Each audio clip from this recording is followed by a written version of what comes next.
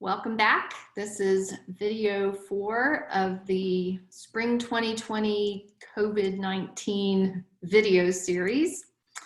And I am doing these videos because I know I'm hearing from some of you about your feelings of uncertainty and a little concern, some fear, even some anger.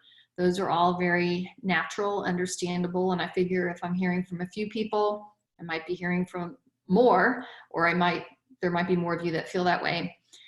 And I want to just show you a quick chart, kind of a little graphic that I came across this week that's been very helpful for me as we think about navigating this crisis. And you can see it has who do I want to be during COVID-19, and there are 3 zones there. So these videos are my attempt to be living in the growth zone, where it says using my skills to service ones in need. But that doesn't mean that over the past several weeks I haven't been in the fear zone and the learning zone as well. I'll post a link to that graphic. Today I have 4 main questions I'm going to address. 1 is the CARES Act, 2 is tax loss harvesting, 3 is getting estate planning documents executed, and 4 is gift cards and frequent flyer miles. So first, the CARES Act. I was going to do a whole video on the CARES Act, but things are changing so quickly, I don't think it would be useful. If you are a business owner or a self-employed person, there are really 3 places you should be looking to for help if your revenues have gone down or you anticipate them to. 1 is the SBA site itself, where you can apply for basically a $10,000 grant using the 7B program. That's the Economic Injury Disaster Loan. Apply for that. You might as well do that right away. The second is the PPP program being administered through banks, which is also an SBA program. That has just become very confusing. The banks are overwhelmed. One banker I talked to said her bank had hired or reassigned 4,000 people once they realized this program was in place. And when the applications opened, they got 125,000 applications. So the 4,000 people who've never worked on this brand new program are trying to process 125,000 applications. That's just one indicator of what's happening. Yesterday, the Fed announced a brand new program where they are going to lend directly to small businesses. So we don't know what that will look like or how to do that, but that will be coming as well. So I'm going to encourage you to make an appointment with either me or your banker or another professional who can help you navigate the best choices for you with the CARES Act program. The second is tax loss harvesting. Now it's like, why would you want a tax loss? Harvesting sounds like something you want.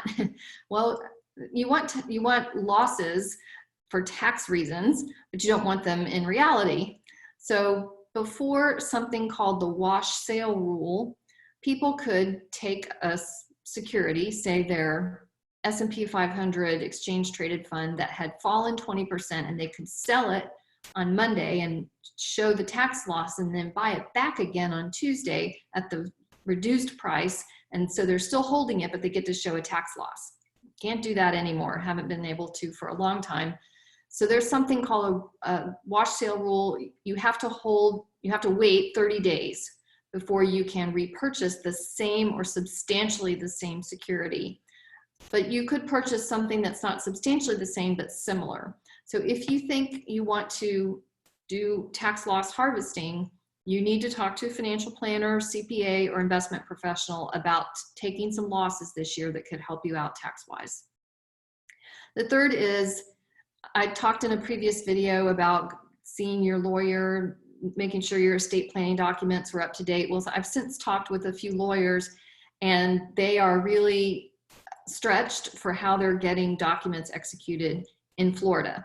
In Florida, remote signing is not yet available, and you do have to go to the lawyer's office. So they're all making all of these gloves and 6-foot rule and wiping down everything and not touching the same pen and papers, and it's a lot of work.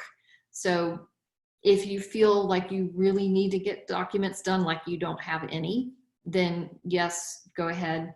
Otherwise, you probably want to have the lawyer just draft the documents and wait until things clear up to go get them executed.